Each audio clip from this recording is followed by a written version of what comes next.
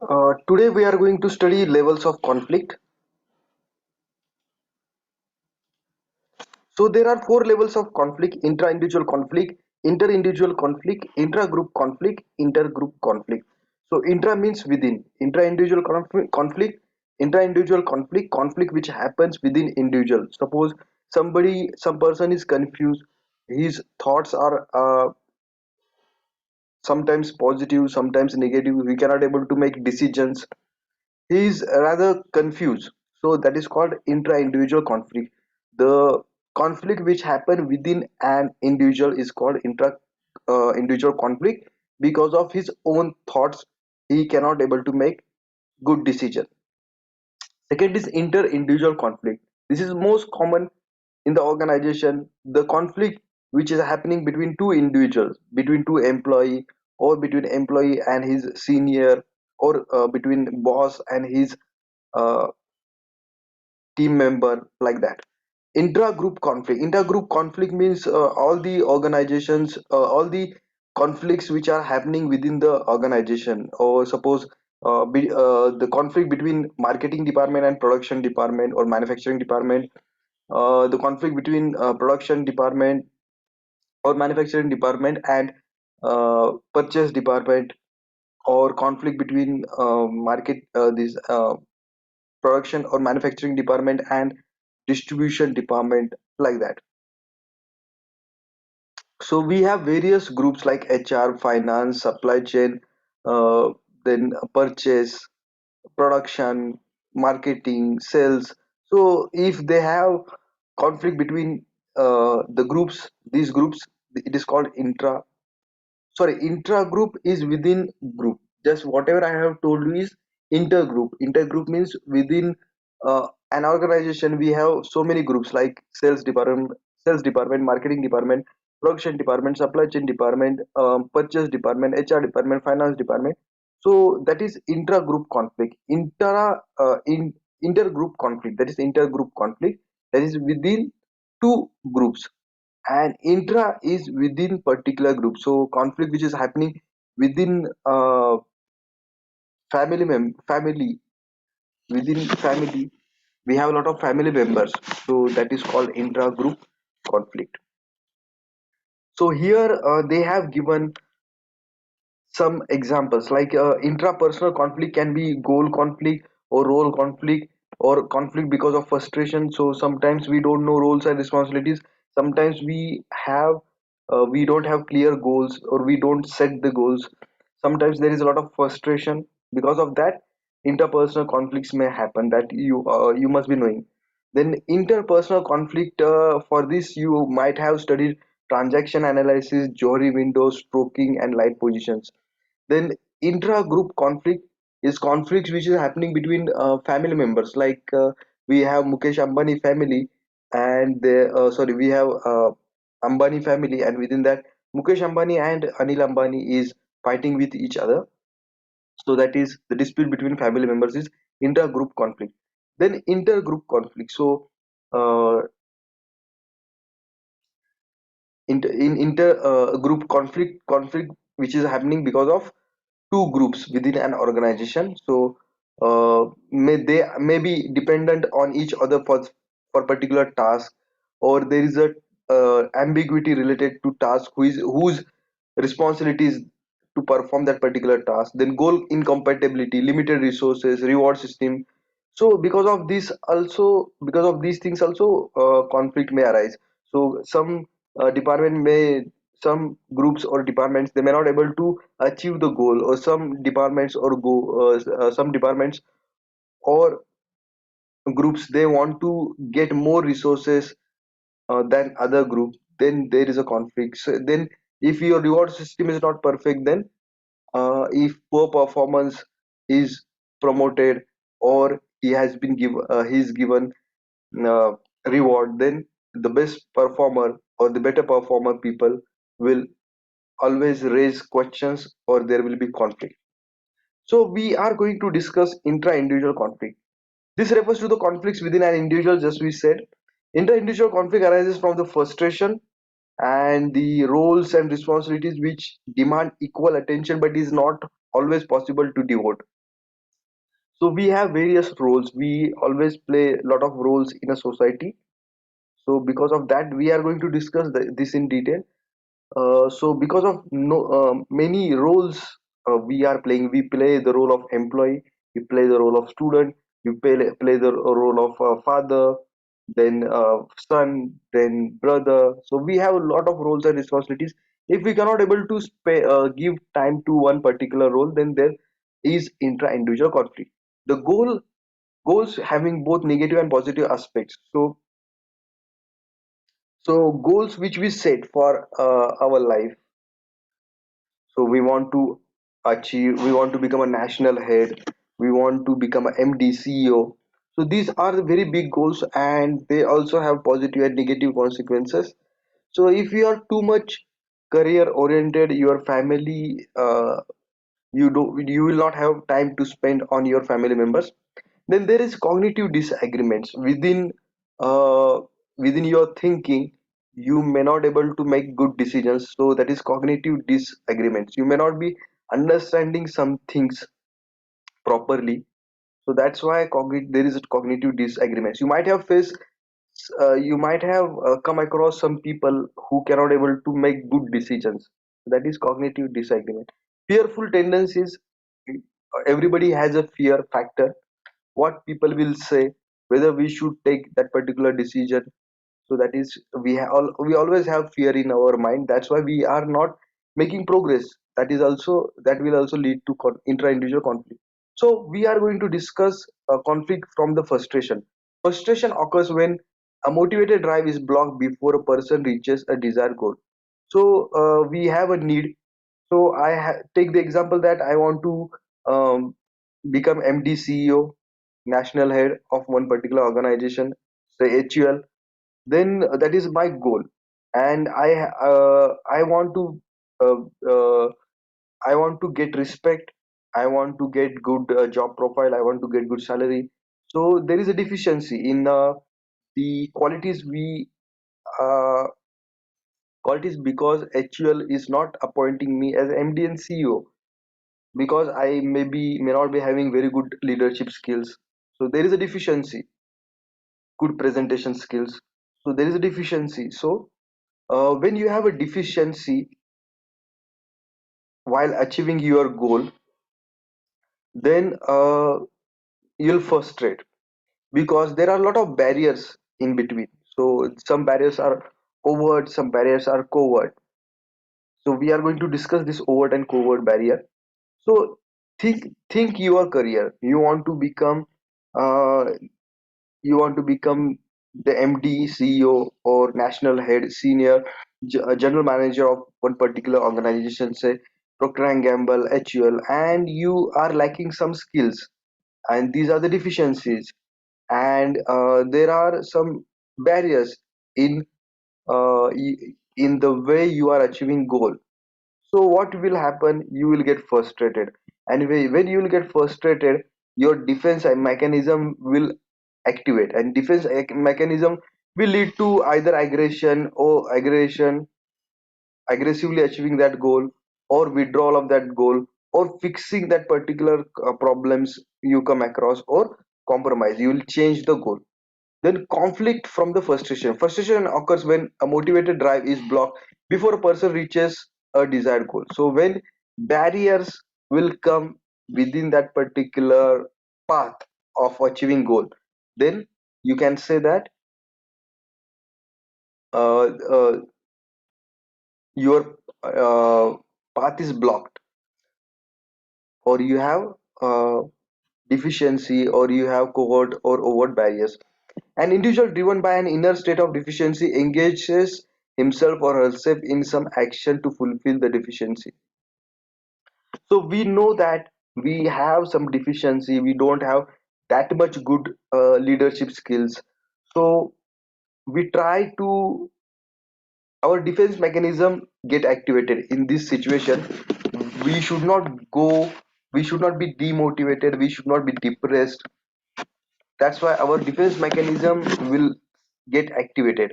But his or her attempts to reach the goal are checked by barriers which may be overt and covert. So what are the overt and covert barrier? So in the first point we said frustration occurs when motivated drive is blocked before a person reaches a desired goal. So intra-individual conflict occurs due to frustration. And first, why frustration is happening? Because you cannot able to achieve goal, because there are some barriers like deficiency, or I will tell you the overt and covert barriers. So external barriers include flood situation, natural calamities, flood situation, power failures, breakdown of transportation, like these goals. These are non-social in nature, and there are some barriers which are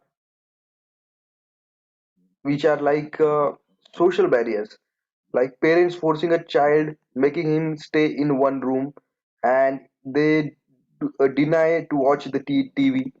So there are some external barriers, there are some internal barriers, there are some non-social barriers, there are some social barriers. Now internal barriers, within internal barriers, a person may not have good intelligence, he may not have good decision making skills, he may not have leadership skills, he may not have interpersonal skills.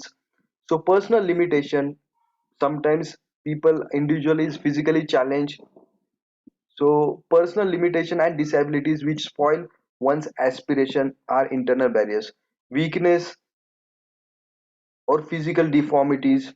So somebody wants to go to army, serve the army, navy, and air force, but physically he is not fit, so he cannot able to achieve his goal. Lack of skill. So just I said, to become a MD CEO, you require very good leadership skill. So you lack that qualities. So there is again you there is a barrier, and because of that you may frustrate. Then low intelligence may stand in the way of the achievement. Internal barriers are more lasting than external ones. So internal barriers will will stay there, is difficult to solve. Internal barriers are difficult to solve. Blocked by the overt or covert barriers, the individual becomes frustrated as he or she is unable to reach his or her goal. That also we have covered. Frustration normally triggers defense mechanism in the person. So when you are frustrated, defense mechanism is get activated. Defense mechanism is a mechanism is created. You should not go, you should not go in depression, you should not feel nervous, you should not feel anxiety, you should not feel demotivated, because when you start thinking negative, automatically some you may harm your health. Some people may commit suicide.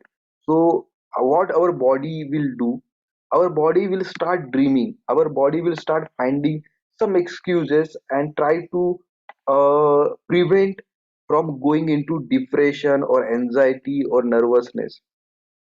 So sometimes we uh, start dreaming, or sometimes we alter our goals, or sometimes we think that uh, these goals are not useful. So that is the defense mechanism we have in our body. Defense mechanism do not alter the objective condition of the danger, they simply change the way the person perceives it. They all involve an element of self deception. So somebody wants to serve in army, navy, and air force, but uh, he is not having that physical ability. So so he may start thinking that uh, maybe I will try later. He may think that, or what happens? There are many people who do not serve, or if I cannot serve directly to the army, I can write articles, I can write news on that. There are other also, there are different profession by which also I can contribute to my nation, or to the army, navy, and air force. So like that, we that particular person will start finding excuses, and that is defense mechanism. The frustrated individual adopts any of four defense mechanisms: aggression, withdrawal, fixation, or compromise. Aggression refers to the attack of the barriers physically or symbolically. So some people, they are very rigid. They want to achieve the target. They they are very determined. They are very disciplined. They are very dedicated. So they will go and achieve that particular goal, and they will break the barriers. They will attack on the barriers.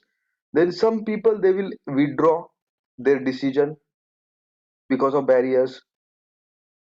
Some people will try to fix the problem, some people will intelligently think and they will take the advice from the expert and they'll try to break the barrier.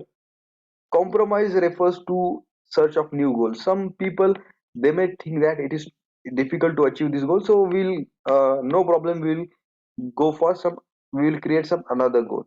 Conflict occurs in all the defense mechanism situation. Now, goal conflict is more complex than conflict from the frustration. Goal conflict is more complex than conflict from the frustration. Goal conflict occurs when the attainment of one goal excludes the possibility of the other.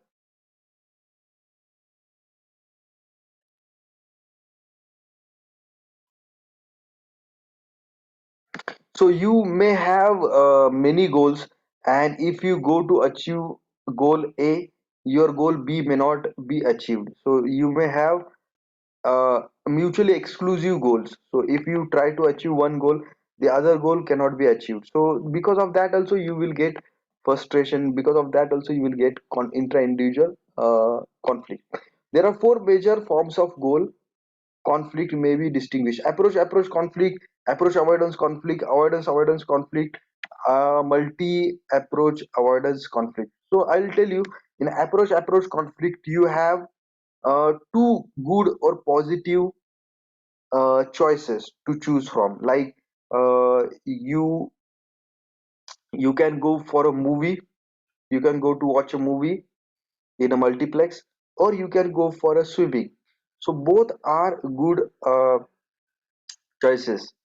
Then whether you are tired, so you have two choices. Whether you should sleep or you should have a dinner. So both are good choices. Even if you sleep, that is also okay. You can have dinner afterwards, or you can first of all take dinner and you can sleep. So in approach conflict, there is no negative consequences. In approach avoidance conflict, so we have one good. I do not remember the example. I'll need to check.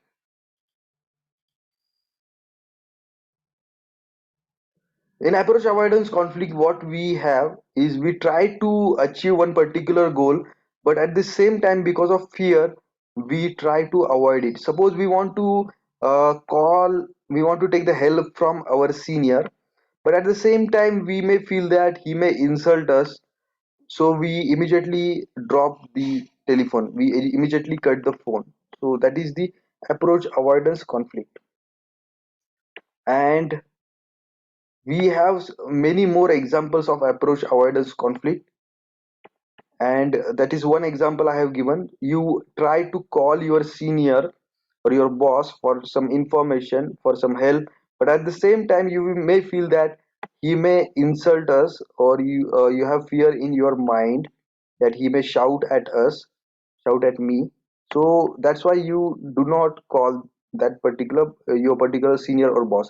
Then avoidance conflict. So you are suffering from a disease, you are suffering from acute severe fatal disease, and doctor advise you to go for a surgery. So both the choices are bad. uh, Taking if you don't go for the surgery, you will have to suffer from pain. So pain is very danger in that particular case, that may also worsen the situation. And if you go for a surgery, then also you have fear that within surgery anything can happen, you can have a threat for your life also, or you may get physically handicapped because of that particular surgery if that surgery is failed. So you try to avoid both the cases, both the situation, but any one choice you have to make. So in this case you have to go for a surgery. Second example is examination, the preparation of the preparation of chapters by the student before examination. So it is very painful to study, but if you don't study you will fail. So both choices are difficult. studying for the examination is also difficult, and failing in the exam is also very bad option. So this is avoidance conflict. So better you should go for the studying before the or preparing for your examination.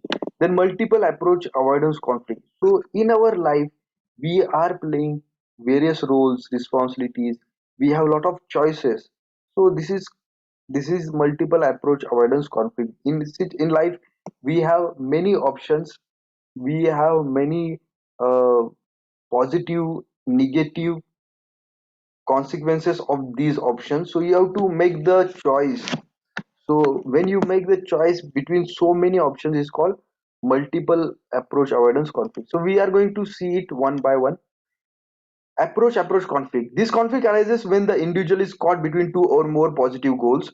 Approach conflict is hardly a conflict, but the problem arises when desirabilities of the choices are more or less equal. So you have two choices, both are good, and you cannot able to make decision which one to go. For instance, a psychological conflict occurs when a person is hungry and sleepy at the same time.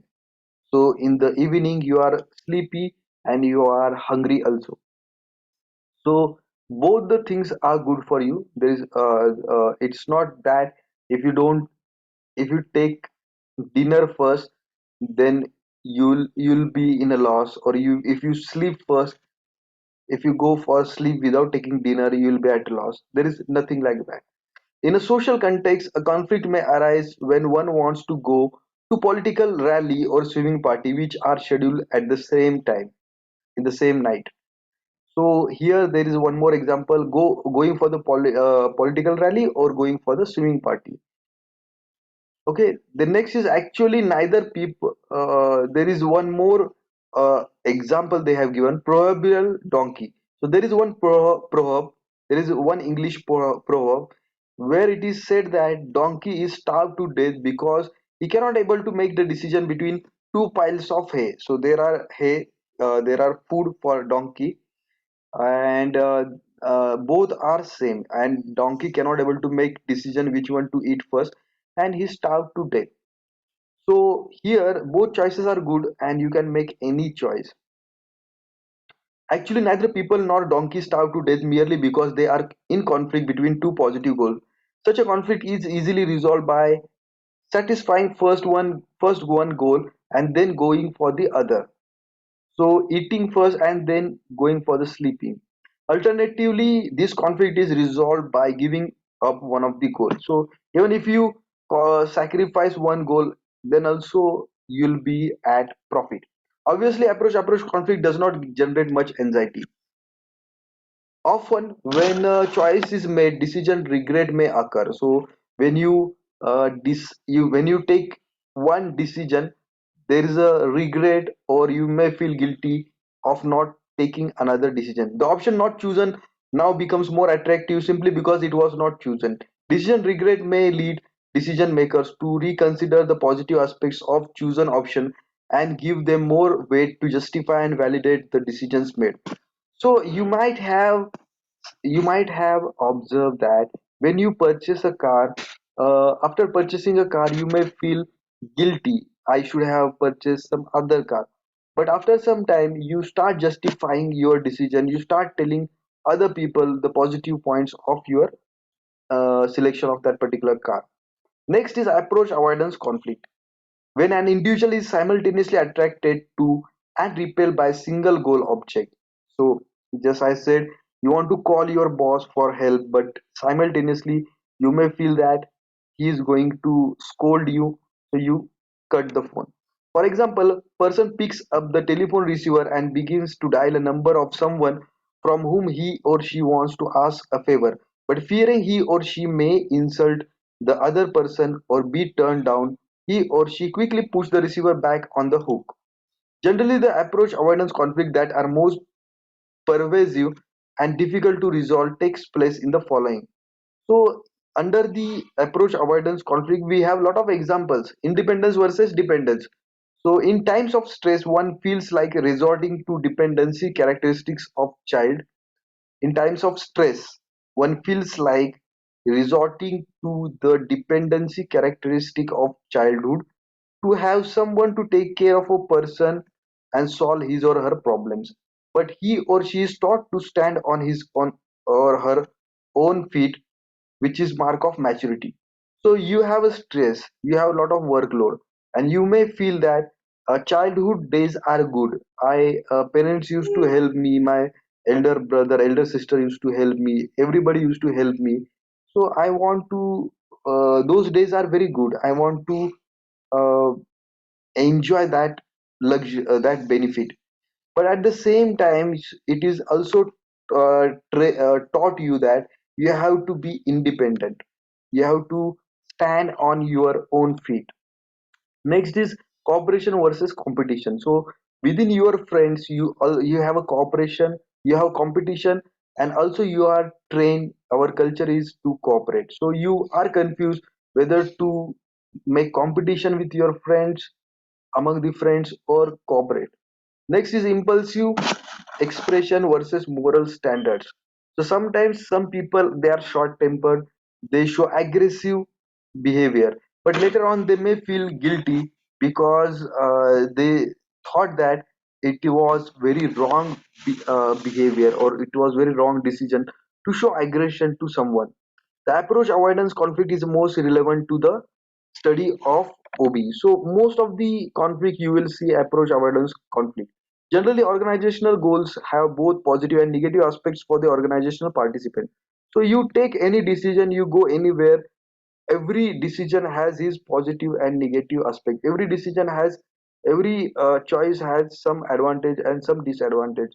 Superior performance on the job and consequent accolades from the management contrasted with sacrifice of family and outside pursuit. Superior performance on the job and consequent accolades from the management contrasted with the sacrifice of family and outside pursuits. So when you decide to work hard in at your office, in your office, in your career, but at the same time you are sacrificing your family time, your family members, naturally the organizational goals will arouse a great deal of conflict within a person and can actually cause the person to vacillate anxiously at the point where approach equals avoidance. So you start working hard in your career, in your office, but one time will come, you will say that it is not ending and it is too much. So I should take break, or I should stop working so hard. That point will come in everybody's career. Next is avoidance conflict. So I gave example that if you have fatal disease, somebody has someone has a fatal disease and they are advised, doctor has advised him to make a surgery. So both are dangerous situation, difficult choices for that particular person.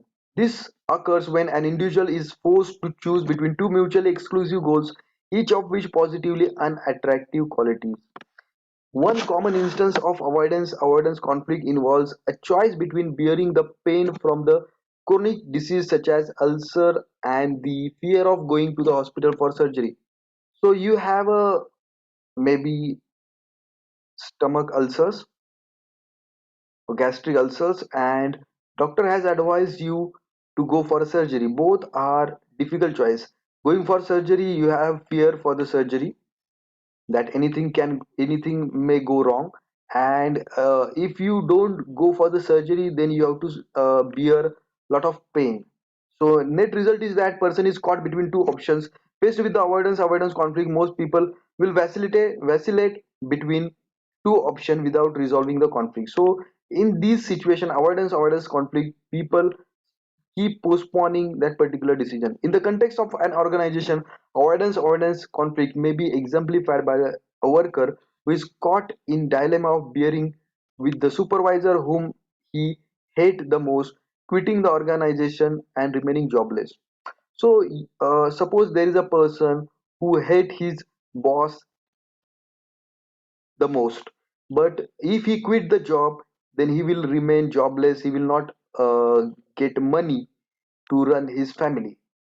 So they both are dangerous and difficult choices, that to quit the job and to bear the exploitation by his boss. Similarly, the child must do his arithmetic or get spanking. So you either study for the maths or will be failed in maths. One more example.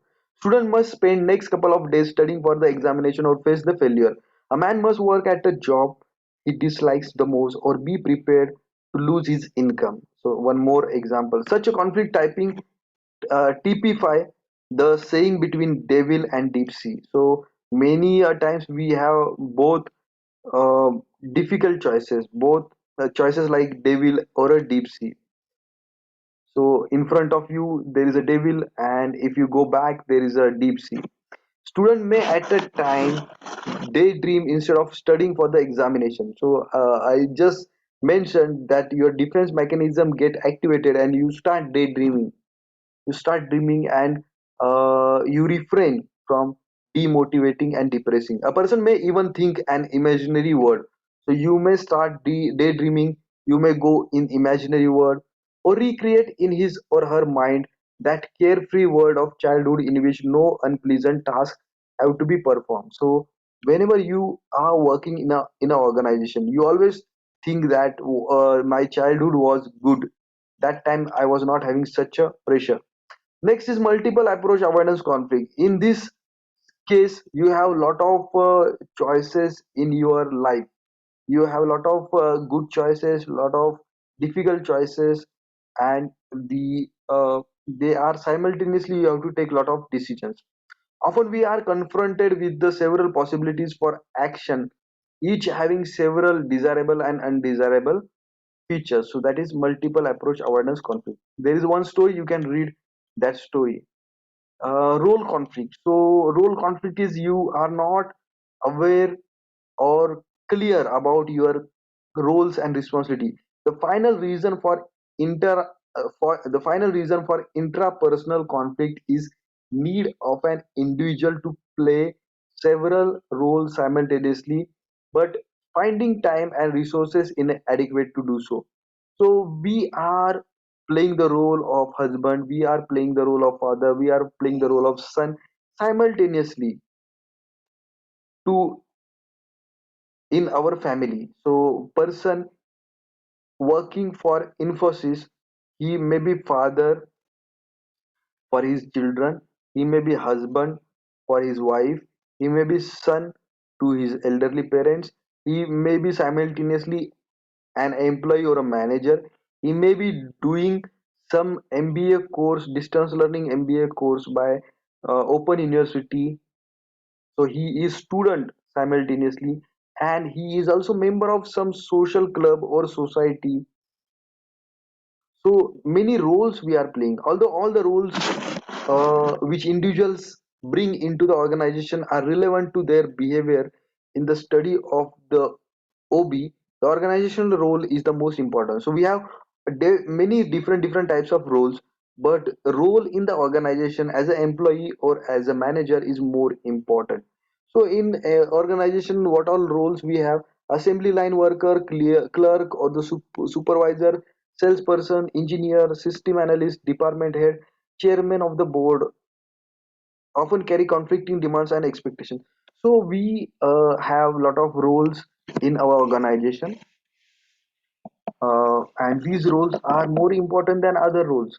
The classic example of an organizational role in constant conflict is foreman. So somebody who is image just now somebody has promoted from employee to manager.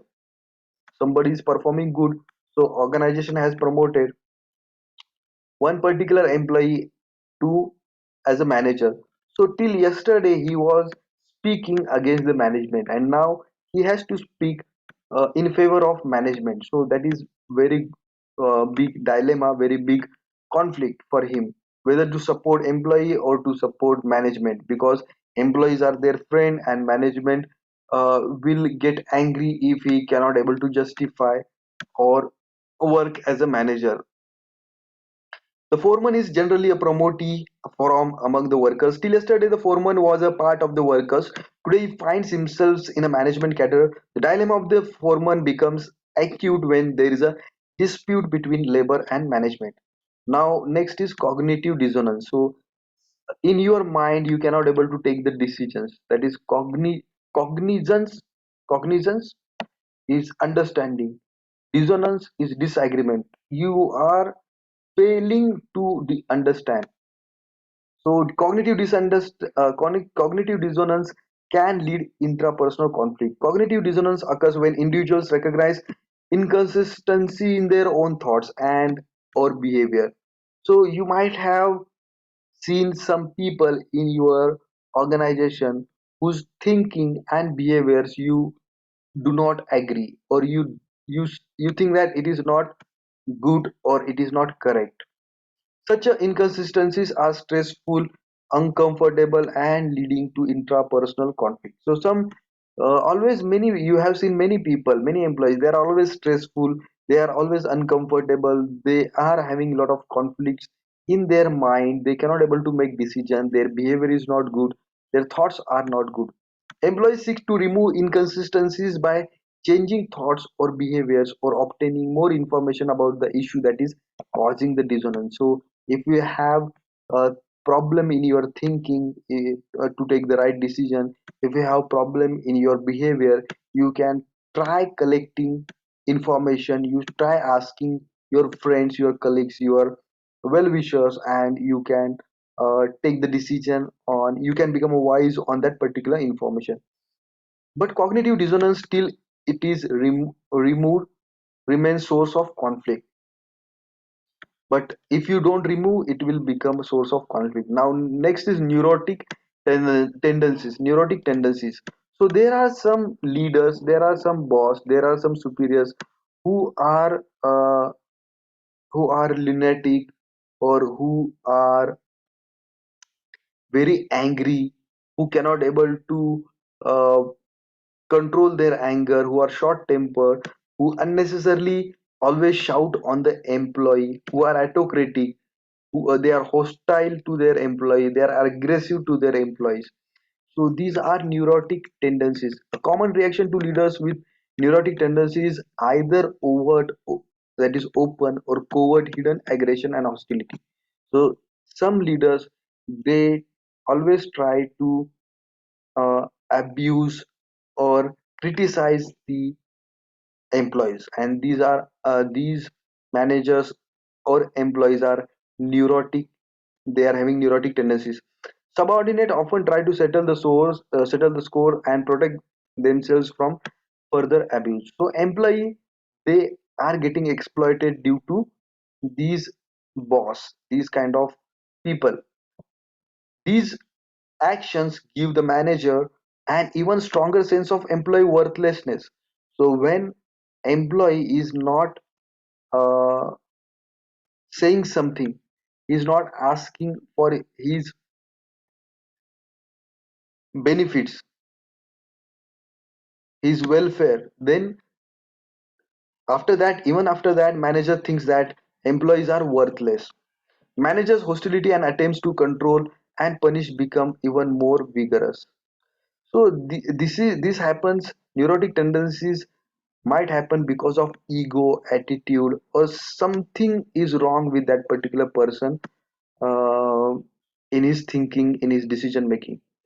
So this is all about intra-individual conflict.